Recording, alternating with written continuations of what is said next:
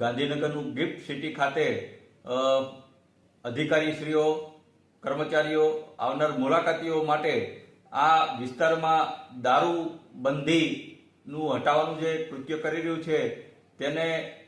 હું એક ધારાસભ્ય તરીકે અને ગુજરાતની જનતા વતી આ નિર્ણય હું વખોડી રહ્યો છું. આવનાર સમયમાં ચોક્કસપણે બજેટ સત્રમાં વિધાનસભામાં આ મુદ્દો અમે આમ આદમી પાર્ટી ઉઠાવશું અને સાથોસાથ માનનીય ગૃહમંત્રી એક જૈન હોય છે રાજ્યના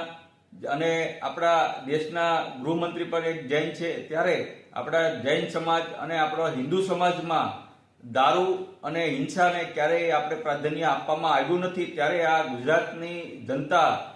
જોઈ રહી છે અને સાથોસાથ આ ભૂપેન્દ્રભાઈ પટેલની સરકારને હું કહેવા માંગુ છું કે તાત્કાલિક અસરથી એ જે દારૂબંધીની છૂટ આપવામાં આવી છે ગાંધીનગરના ગ્રીન સિટી